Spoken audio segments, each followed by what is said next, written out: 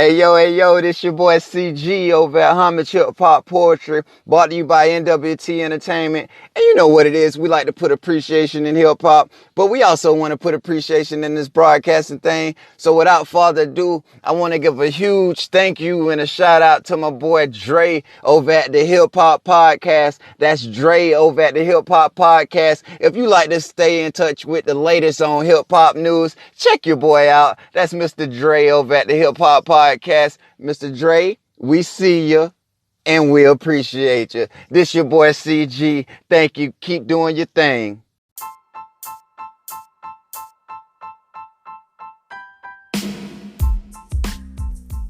Yo, what's good? Welcome back to another episode of Dre State of Mind with your boy Dre. Hope y'all ready for a nice show. Let's go.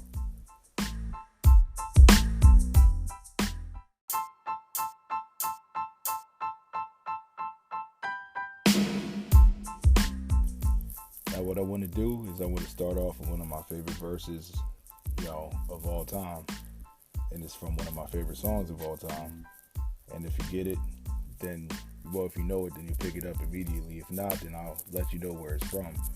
But I had a Ghetto Boy Bop, a Jay-Z boycott, because he said that he never prayed to God, he prayed to God. I'm thinking, God guard me from the ungodly. But by my 30th watching, the streets is watching, I was back to giving props again. And that was bothering, about as uncomfortable as the untouchable touching you. The theme song that niggas hustle to seem wrong, but these songs is coming true, and it was all becoming cool. I found a condom on the ground that Johns were coming to, and thought what constitutes a prostitute. It's the pursuit of profit. Then they drop it. Then the homie in the suit pat her on the butt and rock it.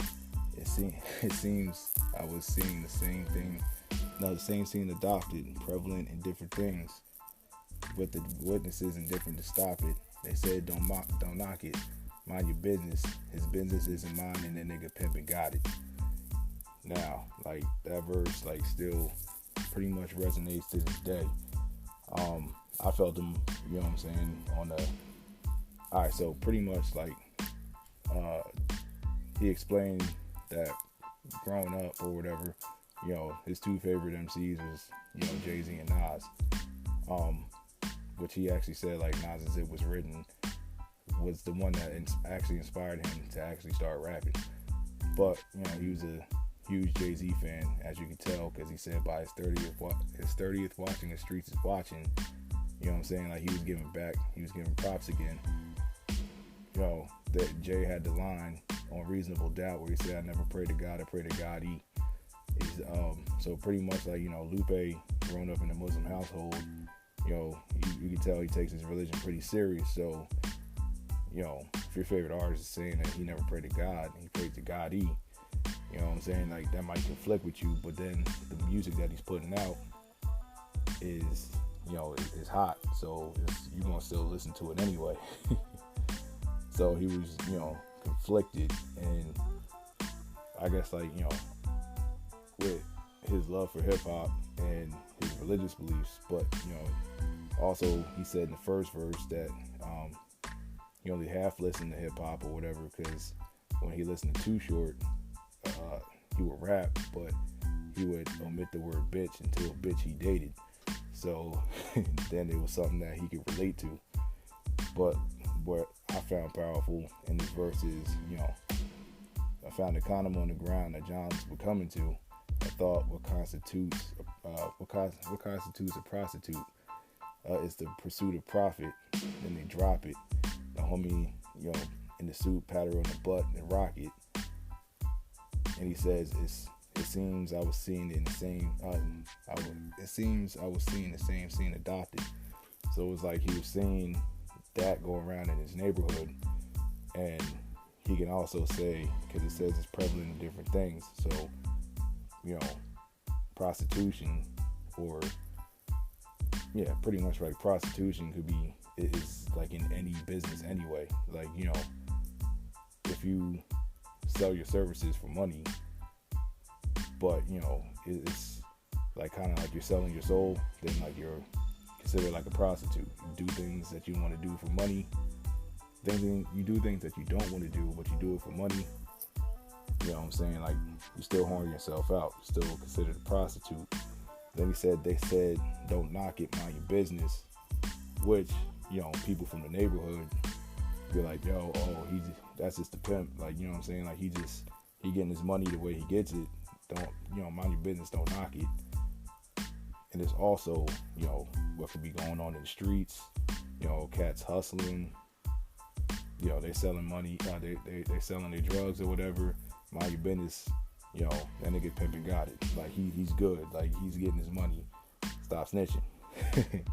And then also it can go on in the business world too, where Nike is making shoes in like and you know what I'm saying, like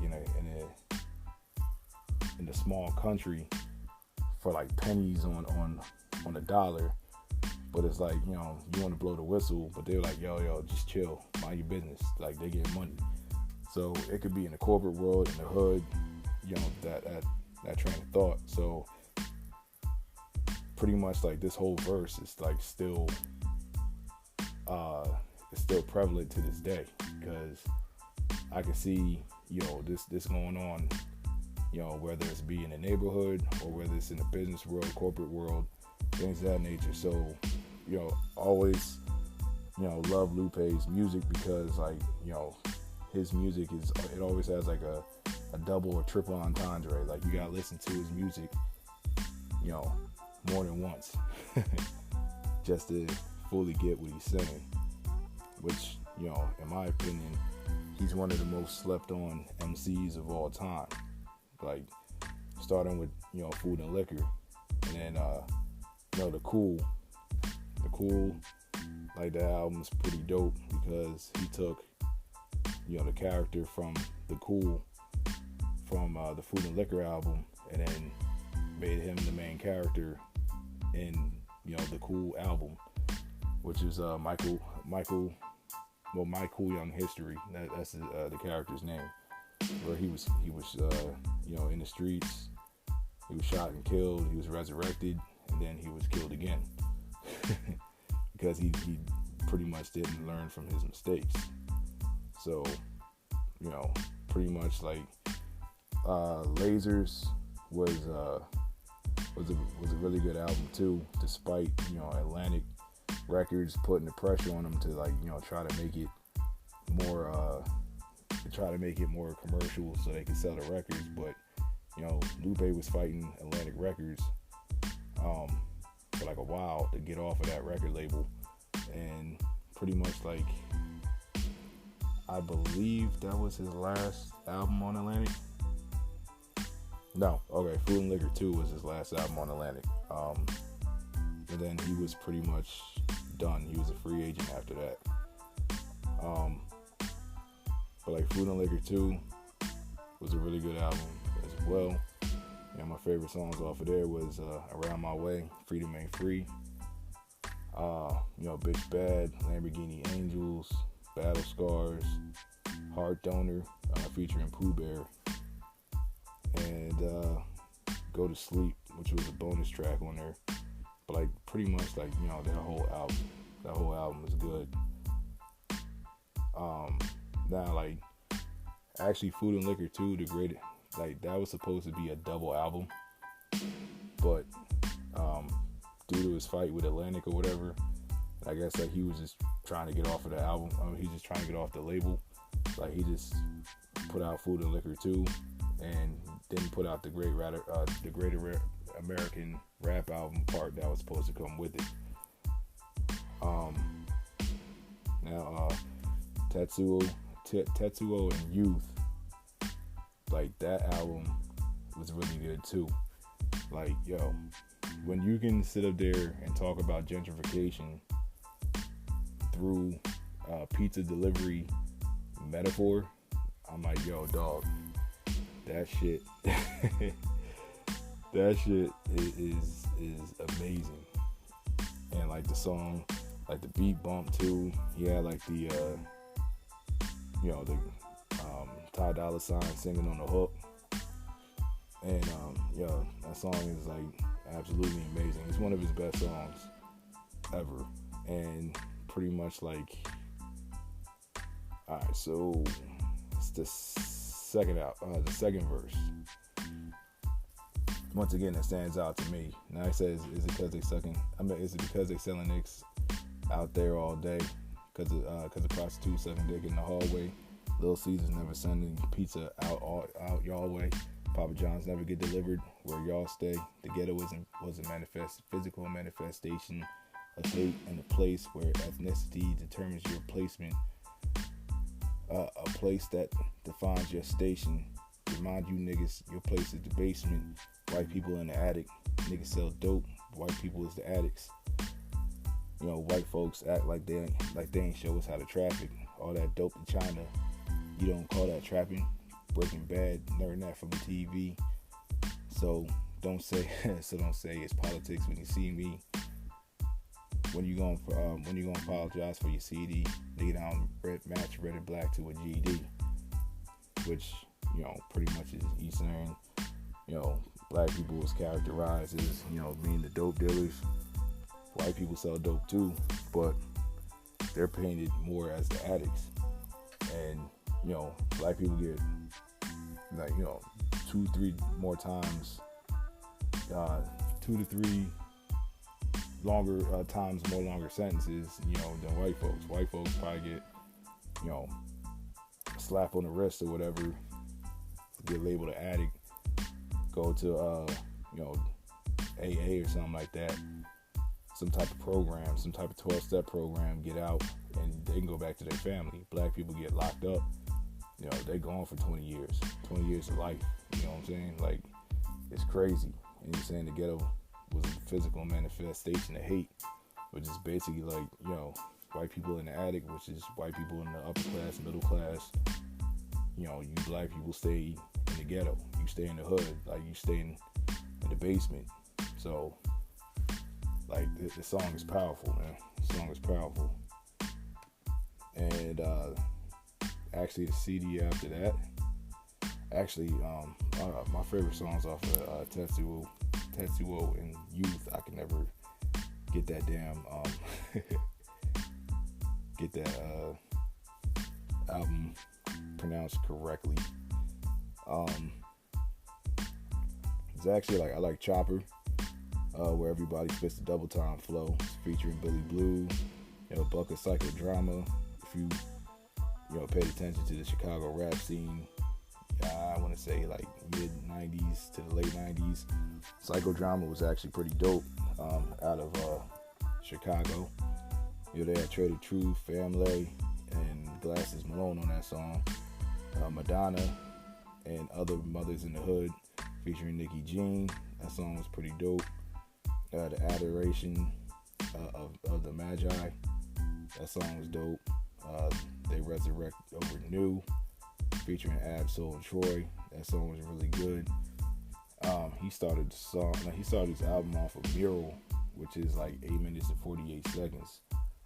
You know, after the intro, the beat, like, he just starts rapping for like 8 minutes straight, like just going in. I call it a lyrical exercise. Like, that song is fucking super dope, yo.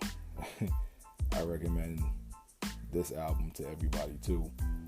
And then the album that came after that was Drogas Light, which this album was super dope too.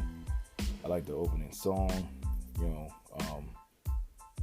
NGL, which is short for Niggas Gonna Lose, featuring Ty Dolla $ign. And what else? Jump, featuring Jizzle. That song is dope. It's like he told a story about, you know, Jizzle's about, you know, if you know who Jizzle is, like, she's a lesbian rapper out of Atlanta, Georgia or whatever. So she's like, you know, her character's selling dope. She approaches Lupe, she pulls a gun out on him, wants him to write a song so she can start rapping. So he ain't got no choice because she pulled a gun out on him. So he's like, all right. So right when he was, you know, about to write the song or whatever, the enemy comes out, starts shooting at them. They go jump over a wall. They're hiding from the people that's trying to kill them. And then a UFO comes out of nowhere, takes them up into the spaceship. They're out in space, and then like they're just out in space like rapping and shit. So he's trying to get home. She want to stay up there. Like it's a hilarious song, but it's funny. But it's super dope though. Tranquilo featuring Big Crit and Rick Ross. That song is dope as hell too. Now my favorite song off of the album is Kill featuring Ty Dolla $ign and Victoria Monet. Now that song, like pretty much like the hook is like Saturday Night for Niggas. But it's like, it's showing you the duality of, I guess, of man. Where Saturday night he's in a strip club, you know, him and Ty Dolla $ign in the strip club. They're, you know, blowing money, detailing what's going on. And then Victoria Monet, she sings from the female, like from the stripper's standpoint. But then like after that night is over, they're in church on Sunday morning. And so it goes from like, you know what I'm saying, like a real chill, you know, stripper song to, and then the beat flips and then it turns into a church song, which is like absolutely amazing. It's 7 minutes and 10 seconds, yo. 7 minutes and 10 seconds of awesomeness. So pretty much like after Drogas Light, he released Drogas Wave in September of this year, which like this song is actually dope. Like this is the second part of the Drogas, or I think it's Drogas, the Drogas series. And pretty much like the third album is supposed to be called Skulls. So hopefully that album comes out like next year. But pretty much like alright, so Drogas, which is a song where like Lupe raps like all in Spanish, which I did not expect that at all. But like he fluently raps in Spanish. Like it's crazy. But it's like the first half of the album is about some slaves who, you know, overtook a slave ship, and then actually like they destroyed the slave ship on the way to America, jump off into the ocean, and instead of like, you know, coming out of the ocean and swimming the sea, like they just stay down in the bottom of the ocean and they just you know, live down there. So it's amazing. Like this movie is amazing. Like his body of work is slept on, probably because like, you know, he doesn't really have like the radio hits outside of like Superstar, the song he did with Trey Songz, what else? Kick Push. You know, those are like his biggest radio songs. But other than that, like if you want lyricism, you want bars, like Lupe is your guy, dog. He's one of the most slept on lyricists of all time. Like, I highly recommend, you know, just start at the beginning. You know, work your way up. Start with Food and Liquor, work your way up to Drogas Wave, you know. So I just wanted to, you know, shed some light and, you know, show my respect for Lupe Fiasco. He's one of my favorite MCs out there. So go check that man out.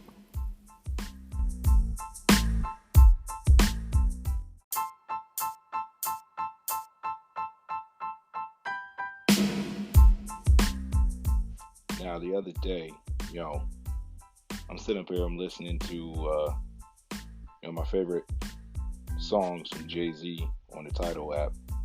Is I got a subscription to Apple Music and I got a subscription to Tidal, and just mainly with Tidal because like it has, you know, all of Jay-Z's albums, and it just hit me like, yo, you know, from Reasonable Doubt to 444, like, yo, he has consistently came out with like just heat for the past like 20 some years. Like it's absolutely amazing to see, you know, exactly like where, you know, Jay-Z has come, where he's come from, and where he's at now.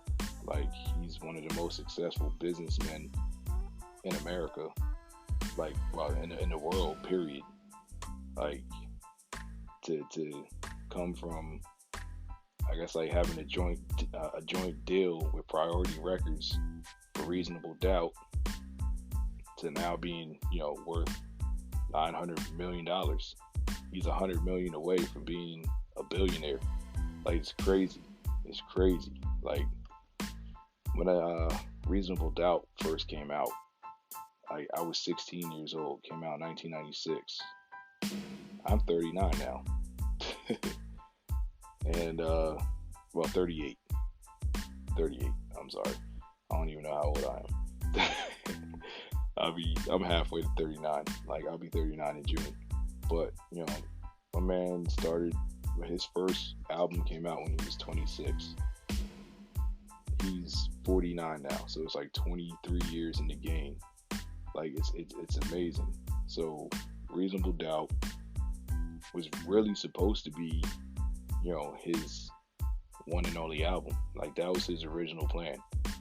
His original plan, like Jay-Z starting out like he was retiring, his first two albums. Like, he was supposed to, be the original artist to get Rockefeller started, and then, it was supposed to, be carried. The torch was supposed to be passed to Bleek, but I guess Memphis Bleek, he could never get as big as Jay. Like, not saying that Bleek was a whack rapper or anything like that, but he just wasn't on Jay-Z's level. So if you really notice from Reasonable Doubt to Volume 2, Jay was trying to retire because he was trying to be focused more on business, and like, he just never got that opportunity because, one, like I said, Bleek never really panned out, and then two, is even with the Black Album, he tried to retire officially, but his love for music, he can never really beat that. So he just keeps coming out with music, which we appreciate that. But Reasonable Doubt was pretty much like it was pretty much a classic album. Now, In My Lifetime Volume 1, it was a pretty solid album, but like, it wasn't one of his best albums that he put out. One, because like, it was I call that like more like a bad boy album, because how he explained it was like, he would record music and he would play it for his close friend, the Notorious B.I.G., another legend. And Biggie would always give him pointers, like, you need to do this, you need to do that, and give him some pointers of how to tweak the sound or whatever. So pretty much when Biggie died, he came out with he was in the process of working on In My Lifetime Volume 1. So when he was working with that, Diddy was working closely with Jay-Z. So like, that's why I call it a bad boy album, because it has like more of like the bad boy sound at the time. It was like a lot of commercial beats and things of that nature. So then when Volume 2 comes around, he got back to I guess like being Jay-Z, with the Rockefeller in-house staff, but Just Blaze and Kanye, they weren't signed yet, but he had pretty much he had his people that he worked with, like he worked with Irv Gotti produced on there, Kid Capri, Jermaine Dupri, Mark the 45 King, Eric Sermon, Stevie J, bad boy artist, well, bad boy producer at the time. His two main Codys, Swiss and Timbaland, also produced on there too. So like, Volume 2 was pretty much where Jay-Z became Jay-Z, like the Jay-Z that we know now, because that was the album where he sold 5 million. Like, I think like the first two, he actually outsold like his first two albums, really, because I think like Reasonable Doubt went platinum, and I think Volume 1 went actually like double platinum. So he outsold both of those albums with one album, and I was like, I think to this day, like his biggest selling album, really. And he had Hard Knock Life, which is one of his biggest singles ever. Nigga What, Nigga Who, Money Cash Hoes, A Week Ago, which is my personal favorite, with Too Short, song about snitches. Coming to Age, the sequel, which is a sequel off of Coming to Age from the Reasonable Doubt album, produced by Swiss. Reservoir Dogs was a classic posse cut with him, The Lox, Beanie Siegel, and Sauce Money. Like, that album is a classic. So when two out of your first three albums are classics, like, you're doing something. You're definitely doing something. Now, Volume 3, Life and Times of Sean Carter. Like, that album was pretty successful. It sold, after like the massive hit, the massive success of Volume 1. It's like, Volume 2, how do you follow that up? Volume 3 was it started out okay. It sold 462,000 copies its first week. Like, the album was like kind of fading away, because like the lead single was actually Do It Again, Put Your Hands Up, produced by Rockwilder featuring Beanie Siegel and The Mill. It did pretty good. But then, when he dropped Big Pimpin', which is actually probably like his second biggest song. I don't know, it's an argument that either Big Pimpin' or Hard Knock Life is his two, like, his biggest songs. But once that was released with UGK, that song took off. The album sales, shot back up, and this album ended up going triple platinum. So, that kind of like saved the album. But pretty much, like, it's a good album. Like, it's a real solid album. Dope Man is one of my favorite songs from him, which is like he was going through his court case. So, like, he put that song out. He recorded that song, There's Been a Murder, which, was kind of like trying to retire Jay-Z. Because, like, part of the hook is, back to Sean Carter, the Hustler, Jay-Z is dead. He's pretty much trying to retire again. So, like, after this album, the Dynasty, Rock La Familia, this album actually was supposed to be like a Rockefeller album, but then it just turned out that it turned into a Jay-Z album. It was supposed to be a compilation album, and like, that's why there's so many features with Beanie Siegel, Memphis Bleek, Mills on there. Freeway was introduced to the world on 1-900 Hustler on this song. On that song, Where You Been, featuring Beanie Siegel, the ROC featuring Siegel and Bleek. Like, it was supposed to be pretty much a compilation album, but it turned out to be, it ended up being a Jay-Z album. Just Blaze was on this album with the production. That was like his intro. Kanye wouldn't be signed, I think, until like later on in 2000. And then his introduction, through production, was on the Blueprint, which is one of Jay-Z's, most revered and classic albums. So let's get into the Blueprint. Blueprint came out, and the lead single was Izzo, HOVA, and I heard, like, the shots, because like that was a time where Jay-Z and Jadakiss were like having their beef, so threw some shots at Jadakiss or whatever.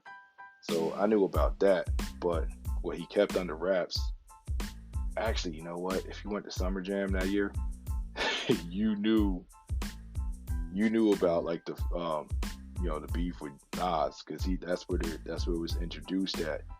But I didn't go to Summer Jam, so when I was listening to the Blueprint the first time, I was like, yo, why is he coming at Mobb Deep? And then like the whole Nas joint just threw me off. I'm like, oh shit. So then I had to get on my mixtape joint and try to keep up with that beat. But to take over, Izzo, HOVA, Girls, Girls, Girls, a song cry, Renegade, like this whole album is a classic. Heart of the City, Ain't No Love.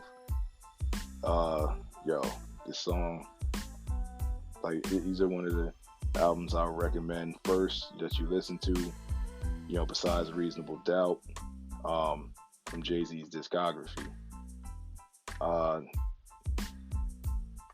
Then he came out with The Best of Both Worlds with R. Kelly, which it didn't have like it got some radio play, but because of R. Kelly's legal case with statutory rape stuff, the sex with the minor, it really didn't get a chance to like do anything because they couldn't shoot no video, they couldn't go on tour, so R. Kelly fucked that money up. But it was a pretty decent album. The Blueprint 2, Gift and the Curse. Alright, so my honest opinion is the Blueprint 2.1 is actually better than this one because like this album I felt was like bloated. It was a bloated album. Like Blueprint 2.1 actually shaved off the songs that I really didn't fuck with on this album. Like disc 1 was The Gift, and then disc 2 was The Curse. It was a double disc album. This is like some rappers was trying to jump on the double disc wave, and I'm like, yo, not everybody deserves a double disc. Like y'all gotta chill with this shit.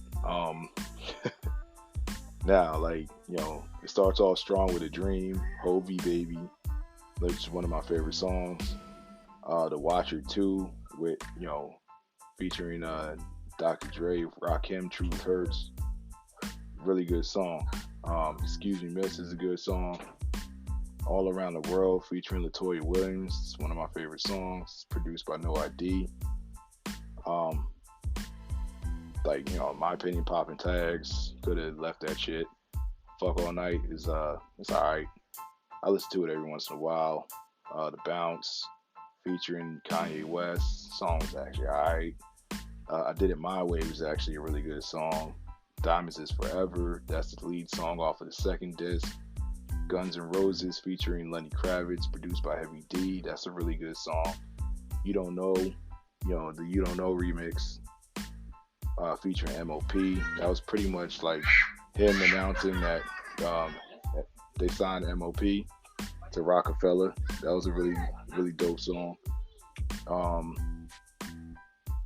Somehow, Some Way featuring Beanie Siegel and Scarface was a really good song. Let's see. Some people hate it was alright. Blueprint 2, I felt like he could have did without because it was like almost 5 minutes of him, like, I guess like kind of going at Nas, but it was like kind of coming off as like he's like whining that he should have won the beef. He should have won the battle. But yeah, other than that, like the album's alright. It was pretty solid. Like, it wasn't the level of like, the Blueprint, the first Blueprint. Now the Black Album was his 8th studio album. It's released in 2003. This was actually supposed to be Jay's final album, his farewell. Now, with the Black Album, he actually got that concept from Biggie, like from the Notorious B.I.G. He got that from Biggie, because Biggie, I remember reading in an article, Biggie only wanted to come out with 3 albums, really. Like, he didn't want to be an artist for that long, because like he wanted to get into business, such as like he was coming out with a clothing line. He wanted to get into acting. Like, he wanted to do more. Like, he was actually managing Puff Daddy at the time, because Puff, when Big died, Puff was like just starting to rap, so he was like mentoring Puff how to rap, and he was actually mentoring Puff. So he said that he wanted to come out with, his final album, he was just gonna call it the Black Album. Wasn't gonna be any press, no promo.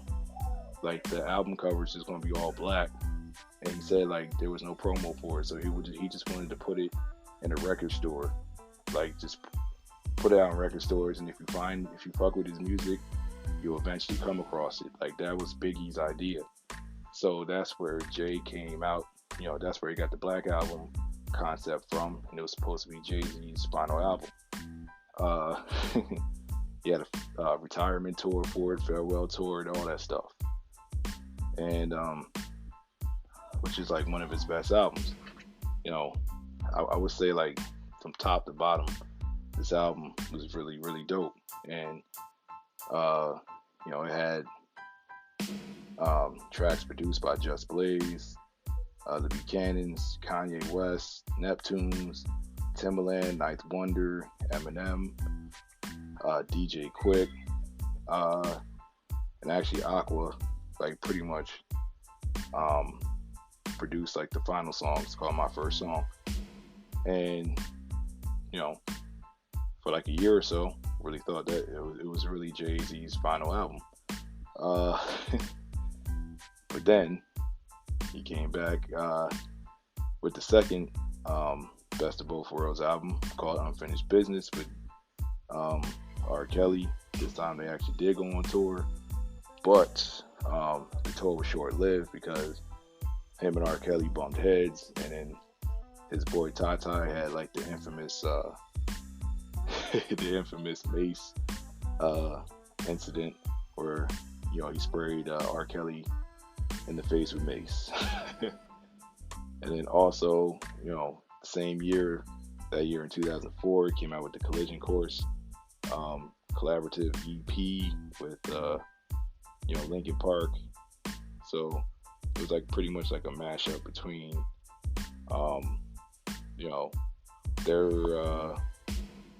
their music and then Jay-Z's music. So it was actually alright.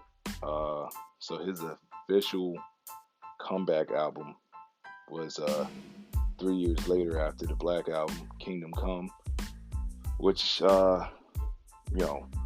it received lukewarm reviews when it initially came out, and I was like, okay, after like 3 years of rust, that's the way I look at it. Like this was like the album where he was shaking the rust off. Like, all right, hold up, I'm back, but it's kind of like Jordan when Jordan came back, the second half of like the '95 season. It's like you knew it was Jordan, but it wasn't up to Jordan standards. The Bulls ended up getting knocked out of the first round. It was the second round. They got knocked out of the second round by the Orlando Magic. So it's like with Jay, like with this album, it was like, all right, Jordan's back, but he's not officially Jordan yet. he's not back to it yet, but the album was decent. The standouts for me was Kingdom Come. He had the commercial hit, Show Me What You Got. Had Danica Patrick in the video. Lost One, pretty much like kind of like detailing the split between him and Dame Dash and Kareem Biggs Burke, after Rockefeller split. So, pretty much what other good songs was on there? Dig a Hole, where he was taking a shot at Dame Dash and Cameron. Minority Report is actually a really good song on there. I like the last song, Beach Chair, with him and Chris Martin. Now where Jay finally got his swag back, it was the American Gangster album, which was actually a concept album that was inspired from the movie, the Denzel Washington movie, American Gangster. And it was like pretty much like a album full of soul beats, like throwback, like soul beats, and pretty much like that album was like really, really. It was actually really good. Like he actually came back.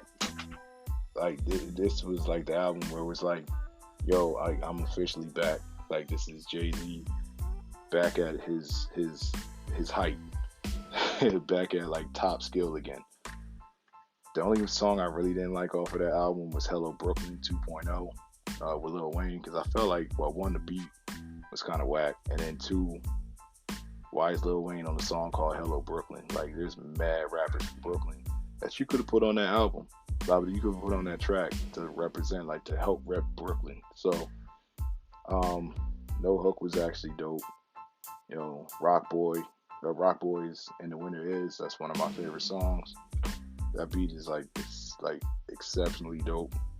I Know, which is actually like the only song that wasn't like that didn't have a 70s soul sample in it. Like original production by the Neptunes. Like that song is amazing. It's about a song where, you know, he's heroin and he's trying to convince the chick, like, yo, don't quit me. Like, we're gonna stay together until you die. Like pretty much, like that song is amazing. Ignorant Shit. Now, this is like the finished version of Ignorant Shit. There was a version of Ignorant Shit that was on a mixtape that was like slightly different from the finished product, but both versions is really dope. Him and Nas finally collaborated on Success.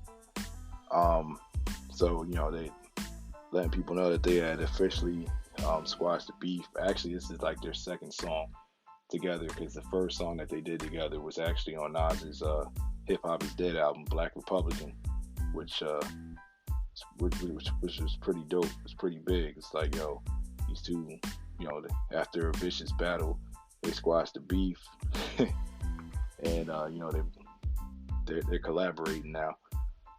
After that was the Blueprint 3. Now this album was really dope too. Spawned big singles, you know, DOA, Death to Auto-Tune, Run This Town, featuring, you know, Rihanna and Kanye West, Empire State of Mind, which was like a really, really big song. Like, damn, it seemed like damn near everybody from New York was repping that shit. Like, they played that shit like all throughout the World Series that year when the Yankees played the Phillies. On to the next one was a big joint. He introduced J. Cole to the masses on The Star Is Born. Already Home was a really good song. Venus vs. Mars, like it was a really good album. So pretty much like after that,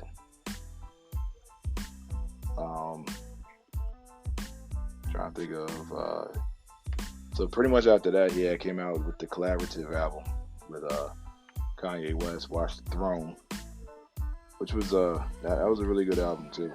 I didn't know what to expect, because, like, you know, I know, like, you know, is him and Kanye, you know, they, even though, like, you know, they both rep rock, you know, Rockefeller, like, they're kind of like two different, you know, they come from two different backgrounds. Kanye was like on some, you know, more pro-black type shit, but, you know, he's about dressing, flossing a little bit. Jay, you know, came from the hustler background. It's like, yo, how's this gonna work? But the album came together really, really great. Like, the lead single was Ham. No Church in the Wild was a really dope song. Niggas in Paris. What else? Like, those were like the biggest like singles off of there. Otis. But one of my favorite songs off of there is Lift Off, featuring Beyonce. Murder to Excellence was a really excellent song. So yeah, like I suggest like everybody go listen to that joint too, because the way these two niggas is going, we are not going to get a Watch the Throne 2. We are not going to get that shit, because it looks like they are not going to, they're not talking to each other anymore, because of Kanye, you know, wilding out and shit. So the first Jay-Z solo album after Watch the Throne was Magna Carta Holy Grail, which I think like it came out to like mixed reviews really, but like it was a surprise album really. Like there was like nothing was like really being talked about, anything like that. Then like all of a sudden during like the finals, I see a commercial where like Jay-Z, you know, came out with a deal with Samsung to release his album exclusively for, I think for like the first week or two, and then it was released on Apple Music. Um, but yeah, like this was like pretty much like a surprise album, really. But there was like some standout cuts on it. I like Holy Grail, Heaven featuring him and Justin Timberlake. Well, both songs featured Justin Timberlake. Part 2 on the Run featuring Beyonce was a really good song. Beach is Better. Verses is actually a good song. It's like really, really short. La Familia, Jay-Z Blue is pretty good too. And then, 4 years passed, and then Jay pretty much came out with another surprise album, 444, which is like one of his best bodies of work from front to back. Like it's up there with Reasonable Doubt to me. It's like they're like 1 and 1A to me. That's how good like 444 really is. Like it shows the maturity of Jay-Z. Like it shows like, this dude has like, that really shows me the growth of where he started and to where he's at now. Like where he started, he was hustler, had Ain't No Nigga, throughout the majority of his music he was, I'm hard on hoes, things of that nature. But then, 444, he's bearing his soul to the world. Like, I messed up and I cheated on Beyonce and I apologize, and he's thinking about his family, like, things of that nature. I was just like, this is probably like he's had personal songs before, but this is probably like his most personal album that he's ever released, like as a whole. Like, the song Smile, featuring his mom, she had a spoken word on there where, pretty much came out that she's a lesbian. Moonlight was a really good song. Marcy Me, which is like, that shit stays on rotation. Like this album is like a year old and it stays on rotation for me. Legacy, Adness, where like, he's speaking to his father, his father had passed away, I think in like 2003. Blues Freestyle, We Family. Many Face God is actually a really good song too. Like, so yeah, I just wanted to take time out to salute Jay-Z. Oh yeah, also they came out with the surprise album, him and Beyonce, that's the collective, the Carters, with the Everything Is Love album this year, which is actually, I think, nominated for some Grammys. So, and like, this album is actually pretty good too.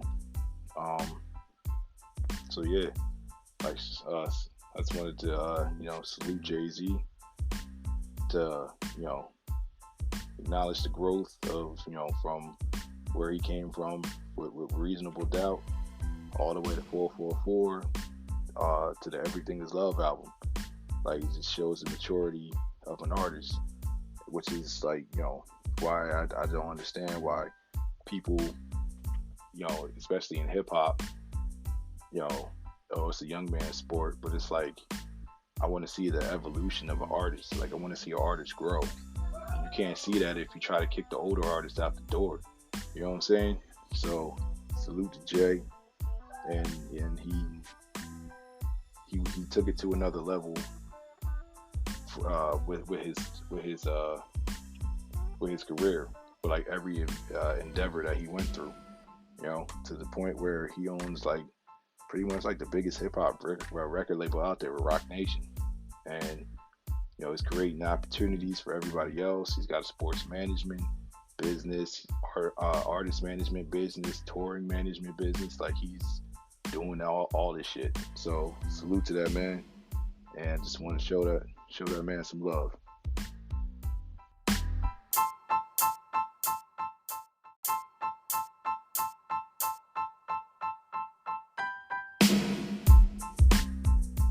So I just wanted to close out. Um, I guess I just try to keep the closing short. um, Salute to 2018 because it was a really good year for hip hop. There's a lot of dope releases that got released this year. Drogas Wave, the Black Panther soundtrack. Um, it's too many to damn. The whole Good Music series that came out this year.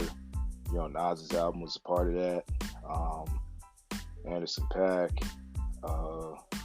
Trying to think who else. I discovered Reason this year. Finally heard about Reason because I kept hearing about him from people in the TDE circle.